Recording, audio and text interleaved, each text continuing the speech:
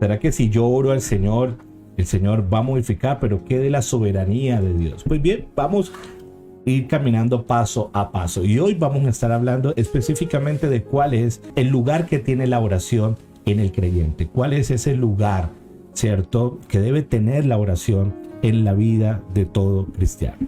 Así que la pregunta que deberíamos hacer a nosotros es: ¿cuál es el objetivo de la vida cristiana? Y yo creo que el objetivo de la vida cristiana, a la luz de la palabra de Dios, es obviamente la obediencia de Cristo. Es que podamos obedecer y obedecer la palabra del Señor. El Espíritu Santo nos enseña. La Biblia nos indica que Él nos inspira e ilumina la palabra de Dios en nosotros. Él nos comunica la palabra de Dios y obviamente nos asiste a nosotros en nuestra respuesta al Padre en oración. En palabras simples, la oración ocupa un lugar vital en la vida del cristiano. Un lugar vital.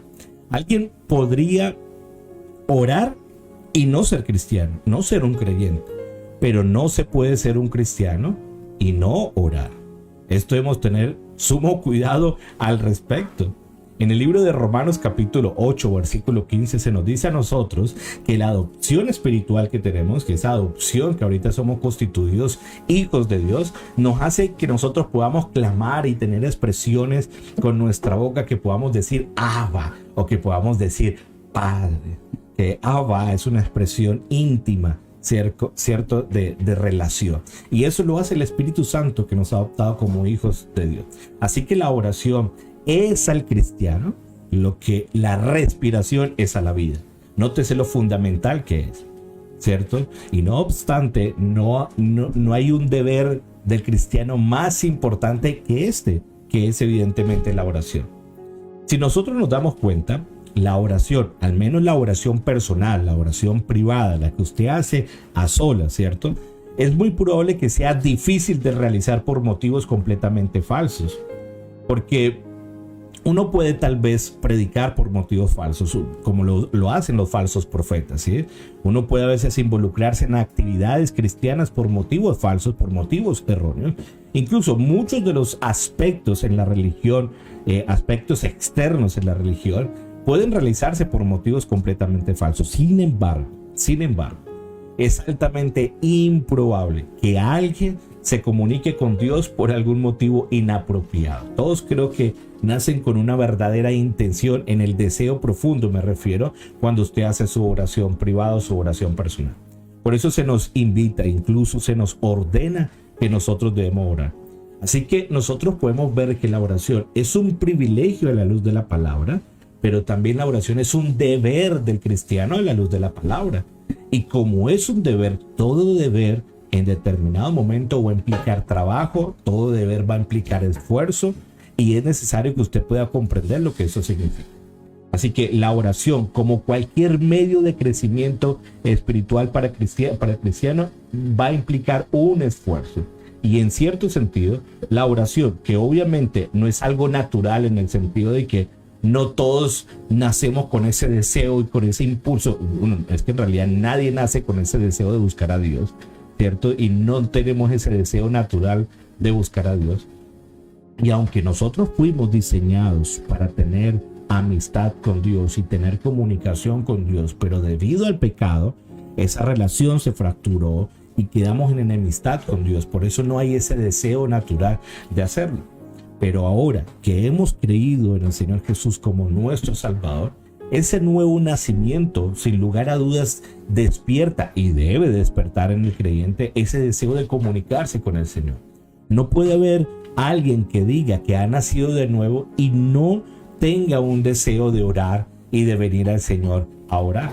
Así que nosotros podemos tener ese consuelo en la palabra del Señor, que nos dice a nosotros que Él oye nuestras peticiones y que incluso podemos tener nosotros esa seguridad de que Dios conoce nuestro corazón, que Él conoce nuestro corazón y que Él oye esas peticiones en nuestra vida, e incluso aquellas cosas que nosotros callamos. No sé si les ha pasado en muchas ocasiones que muchas de las cosas que callamos, Dios a veces termina respondiendo, porque Él sabe de aquellas cosas que tenemos necesidad incluso antes de que nosotros se la pidamos a Él. Así que cada vez que nosotros somos incapaces de expresar aquellos profundos sentimientos y emociones de nuestra alma, o cuando estamos totalmente inciertos de cómo nosotros deberíamos orar, la Biblia nos dice que el Espíritu Santo intercede por nosotros. Y esto es importante. Y yo quiero mostrarles este versículo. Miren lo que dice este texto. Dice Romanos capítulo 8, versículo 26 al versículo 27, dice esto: y de igual manera, el Espíritu nos ayuda en nuestra debilidad. Pues ¿qué hemos de pedir como conviene? No lo sabemos, pero el Espíritu mismo intercede por nosotros con gemidos indecibles. Mas el que escudriña los corazones sabe cuál es la intención del Espíritu, porque conforme a la voluntad de Dios intercede por los santos, dice la palabra. Así que nosotros tenemos esta plena seguridad y confianza en el Señor, que cuando nosotros no sabemos cómo orar o cómo pedir en determinada situación, el Espíritu Santo nos ayuda a nosotros.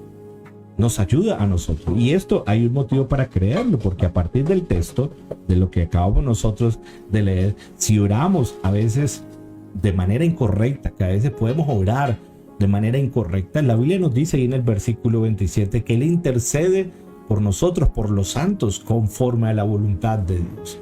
Entonces, Él va a empezar a modificar esas intenciones en nosotros para pedir de manera correcta y que la oración a nuestro Padre sea de manera correcta. El Espíritu Santo es esa labor que hace en nosotros.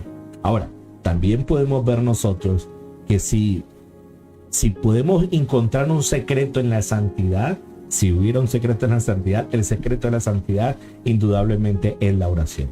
Es fundamental. Si el creyente quiere crecer en su proceso de santificación, es indudable que la oración es pieza fundamental en la vida de todo creyente. De todo creyente. Ahora, yo creo, iglesia, que el descuido de la oración es una importante causa del estancamiento en la vida espiritual de todo creyente. Creyente que está estancado espiritualmente, creyente que indudablemente no está orando. Mire, considere usted el ejemplo que ocurrió con Pedro y con los discípulos. Con Pedro en el libro de Lucas capítulo 22, versículo 39 hasta el versículo 62, usted lo podrá notar. El Señor les dijo, llevó a los discípulos allí al monte de los Olivos a orar, y Jesús se fue a orar. Y Jesús, ¿qué fue lo que les dijo? Oren para que no caigan en tentación. Oren para que no caigan en tentación. Pero los discípulos se quedaron dormidos. Y a continuación, Pedro terminó intentando destruir a todo un ejército con una espada. Pedro después terminó negando al Señor Jesús. ¿Por qué? Porque se quedaron dormidos y no oraron. Por ende, Pedro terminó cayendo en la tentación. Así que, iglesia, lo que ocurrió a Pedro no está nada distanciado de lo que nos puede estar ocurriendo a nosotros.